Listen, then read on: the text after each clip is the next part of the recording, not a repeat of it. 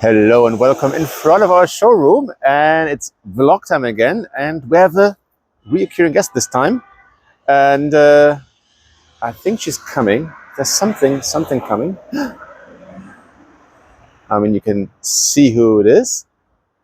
So it's Annalisa, and she's bringing the painting. Amazing. Hello. How are you? What are you to bring? All right, we have to talk about that and the boots. Amazing. Let's go inside.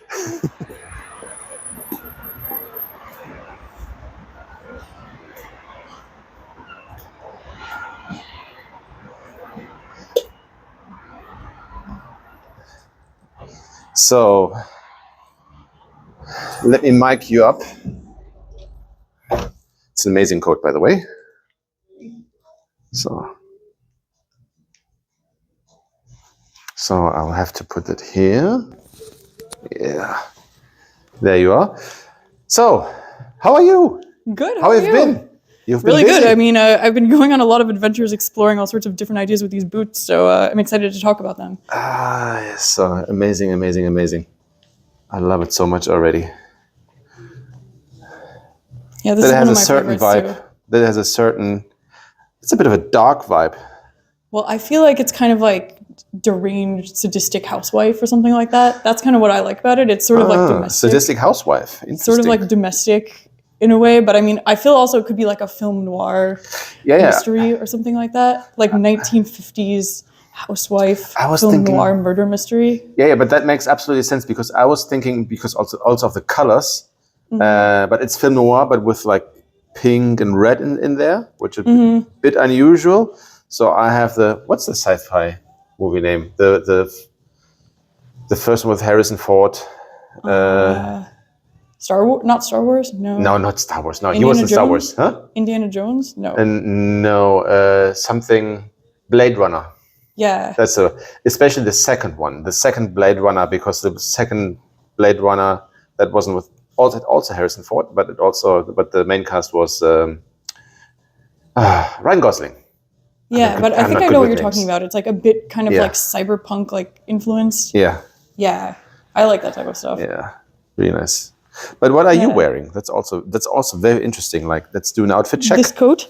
This coat is amazing. This is the first time I've gotten the chance to wear this coat. I got it at a secondhand store like 3 months ago, and I just loved it so much. Like I feel like sometimes you see stuff like that, especially from a secondhand place where it's like it was destined for you or something. Yeah. But it was extremely hot until now, so I'm excited that I finally got to wear it. Yeah, it's amazing. It's an amazing coat. I love it. Unfortunately, not Fernando Berlin, but hey, you know, credit where credit is due. Yeah. It's amazing. But I also like it in the combination. So, I mean, you're hiding. What are you hiding under that coat? We should reveal. I think we could do a dramatic reveal with this with a chair. I think we need a chair with that. We're gonna hold on. I have an idea. All right. Now the big reveal. Let's do this. Okay. Go on. Action. Ah, yes. This is the way to present a boot. I feel this is fantastic when you sit down. So you have model 160 in size 39. Very nice. Just a quick question. Will this boot show up in some paintings? Well, it actually is this boot right here. Ah, it is? Yeah, I mean, it's not as easy to see because it's silhouetted, but in fact, this is exactly the very same pair of boots being represented here. Nice. So I was just off camera, I was saying something I think it's not appreciated about real oil paintings, you paint with oil, is something that we have in common with a shoe store. They smell very nice. So the smell of fresh oil painting is amazing. It really, really smells nice. So just like a shoe store, a good shoe store with nice leather. Yeah, the smell is fantastic. I really believe that there's something about oil in particular as a material that has something special about it. Like I've tried a lot of other mediums as well, and I still just come back to it because I think it has this kind of like creaminess and color and scent to it that I think is really special. So amazing. So So yeah, if you haven't seen the first vlog with Annalisa yet, so then maybe you can also go back and watch that right now. So basically, on the 17th of October, we have a vernissage here, presenting her paintings. Of course, they will be available for sale. And this is one of the pieces that's going to be here up for sale. So it's a bit more on the mysterious, sinister side, I would say, with a kitchen knife. But what I like about it as well, we had this about the other paintings, that you look at the painting and you start inventing stories in your head, like what could have happened, or what's going to happen. Maybe she was just. You could say maybe she was trying to murder someone. That's of course the fear speaking. But you could maybe say maybe she was preparing a nice meal for her husband, getting a bit sexy, and now waiting for him to come home. Yeah, that's true. I mean, I don't even completely know myself. Like, I kind of just made this by accident. Like, I was trying to take some pictures with the boots, just like in an interesting way, and I set up these lights because I thought it would create a cool atmosphere. And then I just kind of like sat down on the edge of the bed because I was tired from standing in them. And I saw them reflected in the mirror. And I was like, wow, this is like a pretty cool angle, just like the way that they look like over the edge of the bed. And then I just randomly had the idea to try taking a kitchen knife from the kitchen because I thought, I don't know, it has this very distinctive shape and it's like looks cool silhouetted like that. Yeah. It reminded me a bit of some kind of like old school murder mystery poster or something like that. And I think it turned out really interesting because, I mean, like you said, I don't even completely know exactly what the narrative is myself, but it feels to me like some sort of old school film noir, or like some sort of like housewife at home with these like strange dark side to her. I don't know. That's what I like about it. No, it is also something very universal about the language of images. Like some images, we know what they mean because everyone knows them in a very similar context. That's also very, very interesting to play with. And there's a lot of those, and we're not conscious of them. I think we're not conscious enough anyway. Well, I also think part of it is like the shape of the knife also sort of echoes the heels of the boots, actually. And it's like, even like the shape of a high-heeled shoe has this kind of like aggressive stabbing shape to it, but I mean, in a nice way. And I feel like the knife is sort of like an interesting parallel to that, I think. Absolutely. And, that's the thing. I think, what they say about heels, I think it was Marilyn Monroe. She said, high heels are the weapon of a woman. Mm-hmm. And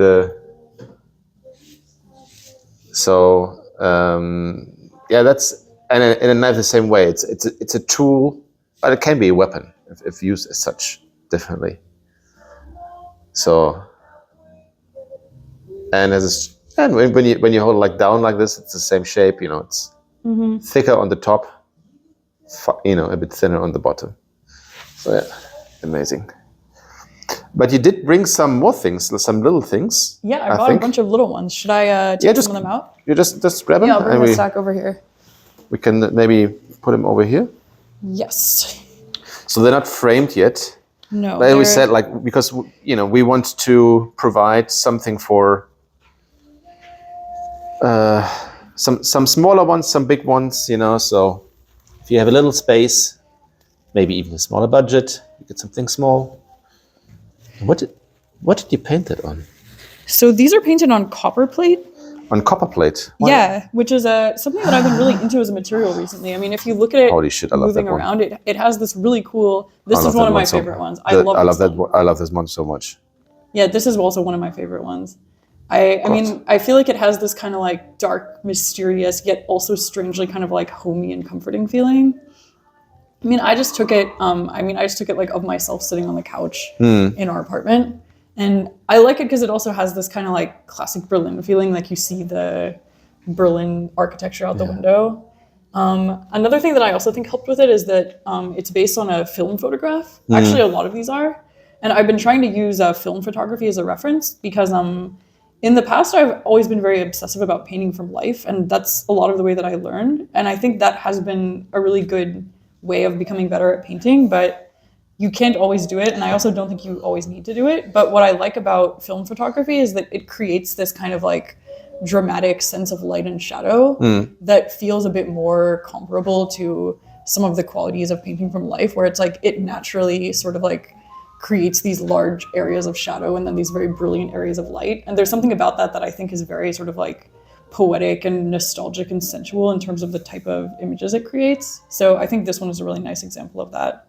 I honestly really love this one. And I also love the way that because I left the copper visible in this part, it has this like shiny metallic look in real life. That's why I wanted to bring these and show them to you in real life, because I feel like there's something really special about the copper and the type of effect. I'm just realizing also here on this part, here you didn't even also paint on this one, right? I've been trying to leave a bit of metal exposed on purpose because I've started to really like that effect. Like you can see it a bit more when you move it around, but if you look at it from the side or from different angles, it's really very reflective and it makes the paint look super interesting. I mean, it feels very alive to me. There's something I find really inspiring about that. So I could always go in and like add more layers to this, but I actually think there's something really cool about it as it is. It really takes advantage of the material. And one nice thing about copper also is that it's like extremely durable and long it's going to last forever. Yeah, so... But then you probably, would you frame them or would you leave them without a frame? So that's actually what I'm trying to decide right now. You can either get one of those kind of like very simplistic frameless frames that's just like a little piece of metal here, here, and here. And then it would be kind of just like only this. Or alternatively, you could get more of some kind of like black wood frame. So I actually think that's one of the things I'm trying to figure out, just like in the next couple days, what I should order for these. I mean, do you have any ideas on it? I think both of them could be cool in a different way. It just sort of depends on what you're going for. So what I definitely would do, I think if I would hang it up in my apartment, I would hang it up somewhere where the light hits it, like the natural light. And then during the day, it looks a bit different over the course of the day because the light will reflect in a different way. I think this is that's like the first thing that comes to mind. Yeah. And then that it comes to life. And that's a good question. I think maybe also you can, I mean, the frame, you can fit a frame to an apartment to this style. So if you have just something, if you have white walls, and you have other pictures in frames, very difficult to say. I understand your struggle. Yeah. Just simple, thin black frame, or so definitely not. I would definitely do not take like a silver. No, maybe that's extra silver, but I think a black frame, maybe matte, one that doesn't a frame that does not shine because the picture's already shiny. Definitely.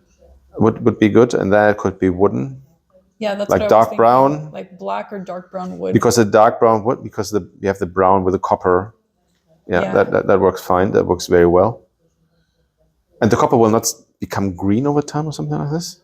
So I do think it's possible that over a very long time it will become green, but I actually plan to varnish all of these, which will help a lot with that. Oh, okay, yeah. And I'm basically just waiting for them to all be like 100% dry. I mean, they pretty much all are, but I just want to like continue waiting for maybe another week or so, and then I'll just varnish them all at the same time. Yes, that makes sense. Yeah, there's one more? There are actually two more. Two more, okay. Yes. So there's these ones as well, which is I guess more also just kind copper? of like a close-up interpretation of them in black and white. If you could move that a bit, because it's also shiny with the copper. Yeah. Yeah, that also has a little bit of that quality. But as you can see, this one has a little bit of a thicker coat of paint. Yeah. So actually, this one I did earlier, and I do really like it as an image, but because I really like the way that the copper looks, I started intentionally using a bit less paint in some of these later ones, because I think there's something really cool about the way that it looks when it's like shimmering and showing these empty spaces on purpose. Yeah. But it's a really cool material. It's actually been used for a very long time. Like it was used even like hundreds of years ago by these like old master painters in Europe, which I didn't used to realize that it was as much of a historical material as it is. But there's something really nice about working on it. It just feels very alive. I had an uncle. He used to, when he's gone for many years now, but he used to make, I don't know how you call them in English. The German would be Kupferstich. So you actually, Yeah, etchings, I think. maybe it's an edging, but it becomes like 3D. So you press it. Yeah, I do that also, actually. Yeah. Yeah, I really like doing that as well. Yeah. Like I'm doing an exhibition of an etching like the weekend after this. I think he learned it in prison. That's interesting. I also think that's an amazing art form. I feel like I could imagine you liking it a lot, actually. Because I like that it has this kind of like methodical quality to it where there's all of these sort of like scientific steps of production. Yeah. And it's also kind of like old fashioned in a nice way. But edging sounds to me like you carve it out, but it looks like like it's pushed through from the other side. Yeah, so I mean, I'm not 100% sure if it's the same thing you're talking about or not, but with a lot of etchings, what you actually do is you take a piece of copper like this. So I purchased this at an art store, which I think generally sells these to make etchings. Wow, this is amazing. I mean, you sent me a picture of this, but it's so much I also better think in it real looks life. much better in real life, right? So much better in real life, yeah. Yeah, because you see this like shininess to it. I love the way this one looks in real life. So this is a bit, yeah. I think I said this has like a bit of a Van Gogh vibe. Yeah, well, I like how it reminds me a bit of kind of like, I don't know, like early French Impressionism or something like that. Yeah. It has that sort of like romantic day in the park feeling. Like and, what? There's just like these boots there, like out on top of the flowers. I really like this one. It's one of my favorites. So, I mean, that's the question. What? Yeah, I mean, Van Gogh, he actually did paint his shoes, but yeah. What would he have painted if he would have worn heels? Well, I like this one because it's sort of like, it's like on one hand, the boots are sort of like in this like powerful role in relationship to the landscape, but then they're also sort of like being enveloped by the landscape. And there's also something kind of like impractical about it. It's like, obviously when I was making this image, I literally just like put on the boots right there and then took them off. Like I wasn't walking around in the grass with them because it's very hard to do so. But I think it creates this kind of like interesting, strange scenario. I think of these small ones, I really like these two for that reason. Yes. I think both of them have this kind of just like interesting energy to them. Well, these are more, of course, these have a bit more detail. I think like this one is very much, it's more mysterious, a bit more abstract, I'd say, from my point of view, which is, and these one are with a bit more detail in the back. And this one here, of course, it has surprising, I don't know how you did it, but it has a lot of depth. Like you can feel, you can really feel the landscape, like how big it is, you know, that it's far away. You see that these trees are far away and that these flowers in the front, that they're much closer. And this this is just basically black, white, and copper picture, right? Yep. So, and this with black and white, it's amazing. So you know your stuff. Yeah, I really like how this one absolutely turned out too. It's amazing. Yeah, I love it. Just like the way the copper is shining through this area. Yeah. There's something really inspiring about the effect of this like metallic type of look. It feels just very like warm and alive to me. I mean, I really like fire, and I feel like I connect a lot to it as an element. So it's cool to paint on this for me because I feel it really suits my artistic personality. I think I'm going to continue doing it a lot in the future for sure. I like them all, but I think this one and maybe this one here. This one? I feel like when we sell it, I'll be mad at the person who buys it. Yeah, I also because really they will not be here anymore. But it doesn't last. No, it's amazing. But I mean, it's interesting to consider, like, one of the things that I've really realized from making these is just like, there's so many possibilities you can do even with the same image where like this one, for example, you could imagine it also being quite cool with like the main color being blue or even green or something like that. And there's just like so many different iterations that you can make. It's like each one of them has its own But I like the red. personality. I like the red too. So yeah, when we talk about what's I mean, the pictures you brought now, they're all a bit reddish, except for the black. You have two in black and white, but they're not 100% black and white because they have still the copper. So you still have a bit of red in there, yeah? This one is also good. I mean, it's tiny. These cards, So basically, this is like postcard size, right? Yeah. I figure it's nice to have some like a bit smaller options, but I think this size is a very good size. It's like a good medium-sized image. No, but it's good. I think. Yeah. I mean, you can also have two of them next to each other as well. Yeah, definitely. Well, I think they work well as sort of like a larger collection, or like they look nice also exhibited next to each other. Like you could imagine just like a set of them that are all just like kind of like this, like in a row, or like maybe 3 of them together. I think could be nice.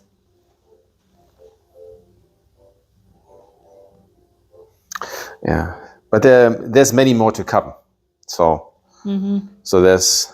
I mean, I think we the last video we always showed 1 or 2 bigger ones. Last time you brought 1 or 2.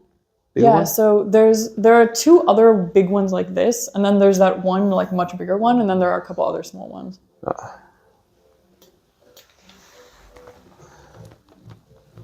So there will be something for every, as I said, something for every wall, and maybe